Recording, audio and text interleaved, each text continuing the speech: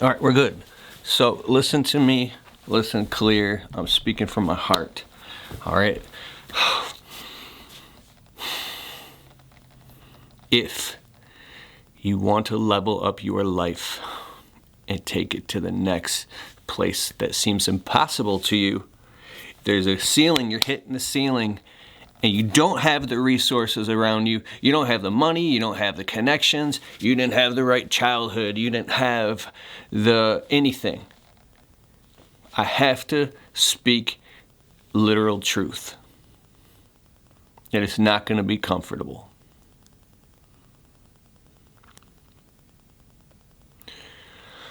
There are many, many, many people who have. See, you see, when I speak this, I feel it. I empathically can feel the ego coming up, creating defense mechanisms. So I've got to be careful to tiptoe around that ego because no. Anytime you say no, they don't understand me. You don't understand what I'm going through. I know. We have all types of things that we go through. You think because I'm sitting here on this video, I don't have personal problems? I barely slept in 3 weeks. Okay? That's why I got bags under my eyes. I'm all messed up. I need some sleep. We all have stuff. Every single person that I go into, the most successful people come from the hardest shit and go through it on a daily basis. These people got family issues and trauma. I've already said this in a video before, but I'm really driving the nail all the way into the board. Your resiliency, okay, you might be, yeah, Keith, but I am being resilient, but it's not making any more effing money. I need the money. I was thinking about this. You might do the law of attraction and abundance and say, all right. So listen to this. I looked at another man's eyes recently who he had given up on himself. Low self-worth, didn't believe in himself, and I need to lift up this camera a little bit. There you go. And I could tell that he didn't believe in himself. I said, man, this guy's able-bodied. The only thing that was going on, what was in between these ears. And then you could take higher up and say, what's going on in the spirit? Is this man equally yoked? What's going on generationally? This going to sound crazy, I don't care. Is there some type of generational curse? Is there some trauma that's been handed down? You don't know what people have been through. It's way more than just going on. But it manifests here and then it manifests into the life. So how do we go upstream? I know somebody who, they noticed they would get anxiety around certain topics. So they went head on into that topic to get that thing solved so they could break that chain and then move up in their life. Imagine you got all these chains on you. It's not about like, how do I get up? It's what chains do I cut? What bonds are broken? What curses can get broken? Any type of curse. It could just be someone that said you're a piece of crap and you're never going to amount to anything, and that cycled in your head. It became a curse. How do you break those things? Because imagine there's a beach ball underwater and it's being held down, and when you cut the chains, it keeps going up a little bit. You cut the last one, it just flies up to the top. Boom. It's abundant and buoyant. Why? Because that's its natural state. You're supposed to be level-headed and clear and successful. Yet you got a toxic family member dragging you down and guilt-tripping you to death where you can't focus on anything, and you can't tell what percentage of this toxicity you're co-creating, right? If you read stuff about narcissists, you got to completely remove yourself from them. You can't completely remove yourself from toxic people. Some of these people are your spiritual soulmates. So when you change the way you see things, the things you see changes.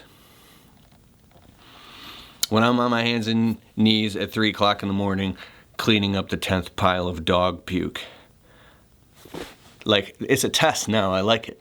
Can I clean up this whole puddle without a single? If you were to hook me up to an electroencephalograph, hear me out, an electroencephalograph, and see what, just for anger or resentment or any of that, I'm at that point now where it's most of the time it's wouldn't even be detectable. I'm just doing what I do. Accepting responsibility. Can you respond in love when somebody throws hate at you? What is the lens that you're seeing this through? So once you start to level up your worthiness, your goodness, the way that you treat other people and say, how am I co-creating this problem? What am I not seeing? Okay, so with all that, the next thing is you got to have a vehicle. This is the unfortunate part. A vehicle. You might be half lazy and half stupid, but you have a great vehicle that allows you to make 6 figures. There are literally people who live, my friend Joshua Latimer, he says this all the time. Check out his YouTube channel. Now he's got an awesome YouTube channel. It's growing. There's a lot of people that are a hell of a lot dumber than you who have figured out how to get what they want. There are literally people who don't have half the ambition or anxieties that you have, and they have nice houses and nice cars and a vacation home, and you're like, what? They don't even stress as much as I do. Maybe they just have a good vehicle. I'm trying to, let me get this camera. I don't like scrunching. There you go. A vehicle. And I got this light down here shining up in my face. So you have to have a vehicle. Think about this. There are people who have businesses or investments or jobs that they don't have any passion for or don't have any passion for anymore, but it's very clear to them. They're not all emotionally entangled in it, that this is just a vehicle, it's a conduit to get a result, a means to an end.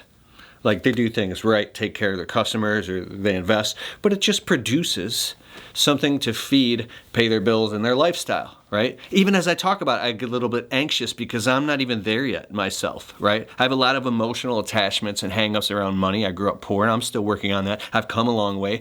So what type of attachments do you have that bring up these anxieties? But how can you say, let's just say, I'll give you an example. One of the last things I would ever want to do, because we have a plumber coming to our house next week because one of our toilets. I would never want to be a plumber. I'm a germaphobe. If you meet me in person, I used to fist bump people. I'm getting over that, and I shake hands, and then after I shake like a bunch of people's hands, I go hand sanitize. Like if my wife opens up a door in a restaurant, I'm looking at her hand. Did you wash your hands? I'm just a germaphobe, right? And let's talk about being a plumber. I'm super appreciative of plumbers, and they make good money, and it's just like, so anyways, I could never be a plumber. Yes, I could. If I didn't have any other option, and I grew up a poor kid on the west side. By the time I was 18, I got a 17. I got a job being a plumber's helper, then became an apprentice. I didn't have access to anything else, and plumbing was the best thing. Bro, I'd become a great plumber, and I would literally work my way up. I'd run a plumbing crew, and I'd probably go start my own damn plumbing business, and I would do it, and I'd wear rubber gloves and sanitize, and I'd probably advertise and market that I'm a plumber who's a germaphobe, so I keep everything so clean that when I bring my equipment and tools into your house, they're actually sanitized before and after going inside of every single customer's home, right? I might just lay them out, and market and advertise that, and I'd end up getting a bunch of customers because of that, right? I'm just like making this up, but I know for a fact I would do that shit because it's a vehicle, is my point. We have these egos that stop us because this weird pride. You know, I always look up to my buddy Eric Reno. I haven't put him in my videos in a long time, the roofer. I went and roofed with this guy when I was like 21. I've been on a bunch of his roofing jobs. He worked for someone else, started his own business, turned it to an empire. I can't even tell you how much they're generating right now. Unless he gave me permission, it's mind-blowing. He's got to be, like, here's a guy who went to work every day and didn't complain and carried bundles of shingles up and down ladders. He physically bled every day with the sun beating on him, and on top of it, went to college at night, and then had a family young, and then started educating himself on how to run a roofing business and doing side jobs, and just kept going deeper, tackling the problem. What are you doing in the time that you are not working? Are you laying around on your phone playing stupid games, just waiting for the pain to go away so you can feel good and say, oh, I'll wait till I feel good? Listen to this. I'll wait till I feel good until I go buckle down and learn this skill that's going to take my life. You are the one holding. You are the one. No, you don't understand. I'm not holding me back. It's my spouse. Okay. So there's a book called Crucial Conversations and Difficult Conversations. Where you're going to be in 5 years is directly proportional to the people you associate with, the books that you read, and the difficult conversations you are willing to have. I was just thinking about this today. I'm at work. The internet has given you access. You can pull out your phone and you can go literally get a book. If you're having problems in your relationship, go get the 5 love languages. If you want to, your faith, your psychology, anything, right? I wanted to learn more about Jesus and what he said in the Bible because I'm trying to make sense of this stuff. The Gospel of Jesus Christ by John MacArthur. It was an amazing book, right? I'm listening to this book right now about manners and etiquette and how to, like, when people like come at, like, if you're at a dinner table, you should always stand up and shake their hand and greet them. Don't shake someone's hand sitting down. Don't be a slob at the table. When you get up to use the bathroom, say, "Excuse me, I gotta go take a dump." You don't do, like, that's obvious stuff. How do you behave and stuff? Because I wasn't taught any of that. I don't know any of this stuff. So this is going to make me a ton of money because it's going to allow me to serve people at a higher level. And I'm getting this on a book for $8.96 on Audible.com. What are you listening to? I love Lil Wayne. Lil Wayne isn't taking your business to 6 figures. He's not helping you save up to get that new house. I love Eminem. Like, we lived in the same subdivision. My mom lived on the same street as Eminem. Like, I don't know, it was like 10 houses down. I lived in them. I moved out. I ran away when I was, and my mom moved. Anyways, I think he had already moved at that point. But my whole point is that, like, I loved listening to Eminem.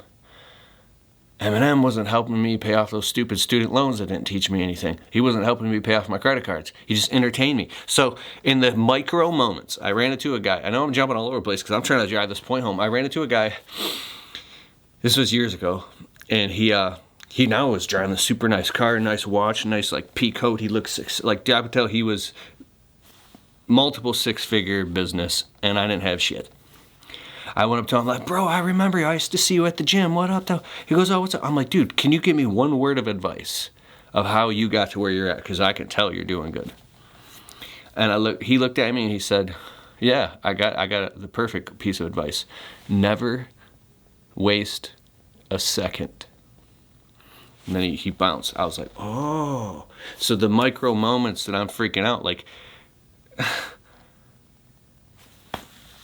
gosh, when you're working, you could be listening to audiobooks. When you get off work and you get out of the shower, shave, eat, change, spend time with your family, eat some dinner, boom, you could be right back to work, learning and educating and making connections and phone calls and building your business or replenishing your mind or getting some help.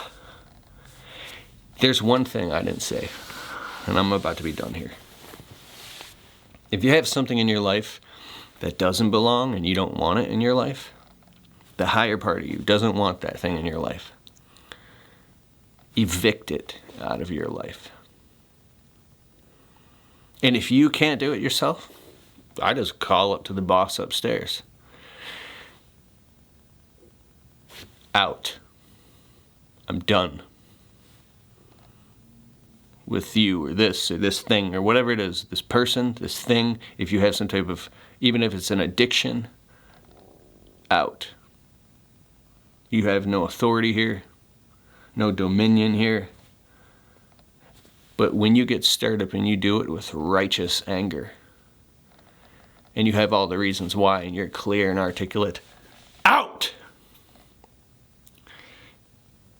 Why? Because you have a beautiful life to live and a family and a lot of people that need you and a lot of people that are going to need you and a lot of people, this is the penalty of leadership, that you have to take care of and you're going to have to take care of, and your job is to pay it forward and pass the message down to help other people, each one reach one.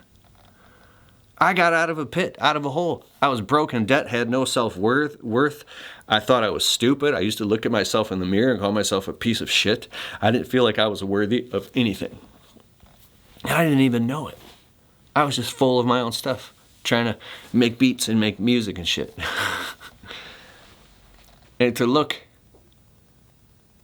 how far I've come in my life. I'm nowhere even near where I want to be. I want to be worth like $100 million.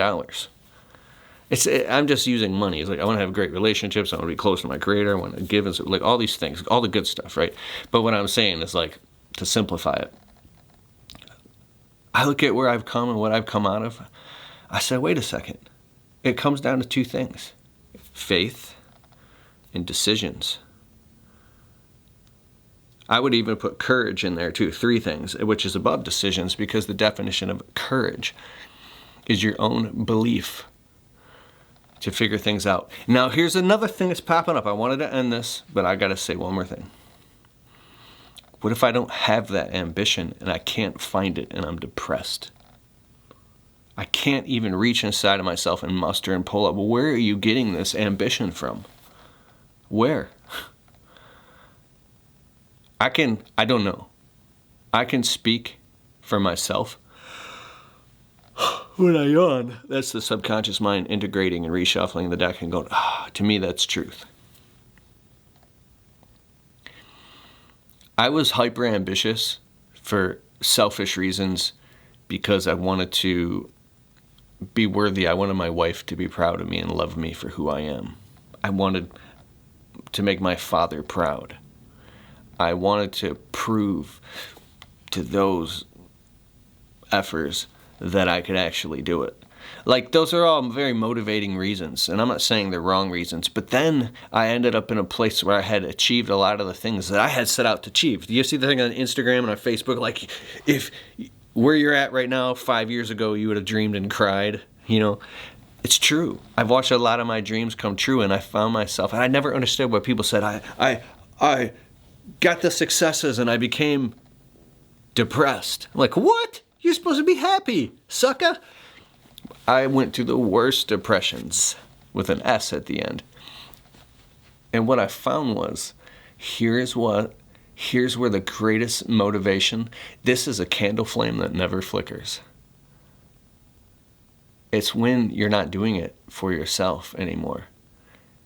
Doing stuff for yourself, self-care is important, obviously, but it's because you're going to die one day and pass on anyways. What if you have so much love in your heart for other people that you want to do it because you just want to serve and you want to give and you want to be useful and you want to help other people? And if you don't have a whole bunch of money or resources, and maybe you just have your words, maybe you just have your deeds and your actions. It's an obsession of mine. So get out of your own way, because I think being broke and depressed and being stuck in a hole and stuck in indecision, selfish, self-centered is what it is. I know all about it because I've been there.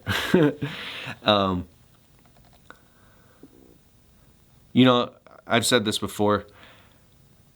My hat goes off to my wife. I can't take any credit for any of this. God and my wife. God put my wife in my life, bro. This woman, I could cry. She knows exactly how to get leverage on me. I can't say anything specific on the video because you don't understand the dynamics my wife and I have, and it might sound like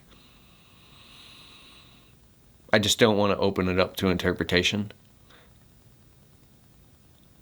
I don't know why this woman loves me so much that she's willing to sit with me on a burning hot pan until I see the truth. We'll just sit there and burn together. And on the back end, I'm like, why would she go through all that for me to see the truth? Dude,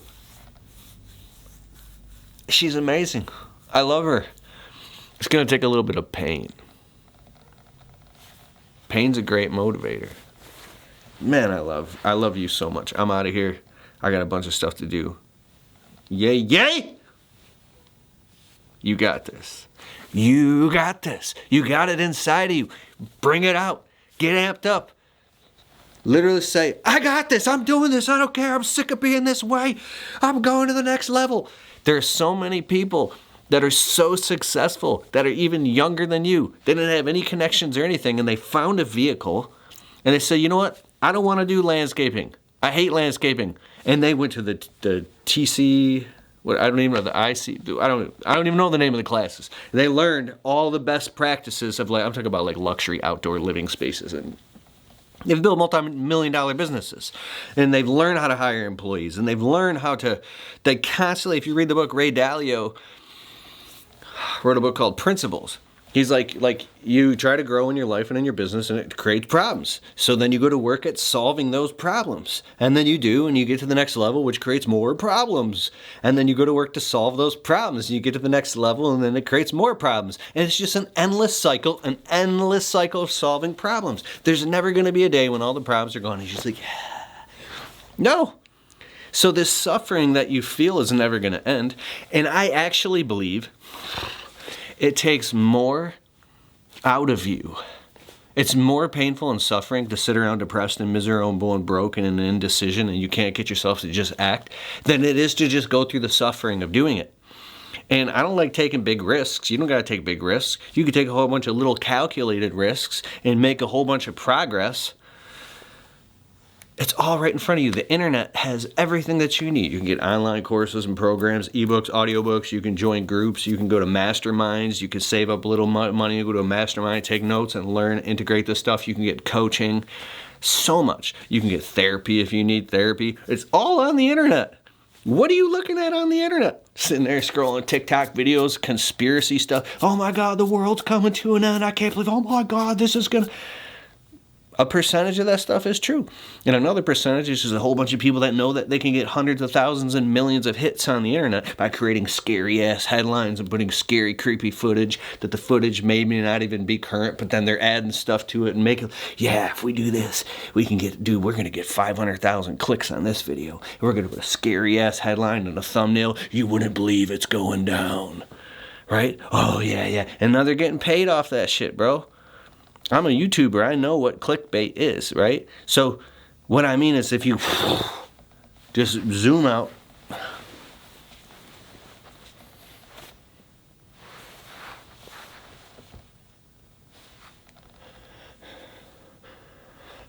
Whoa, I'm alive. I'm here right now, bro. Whew.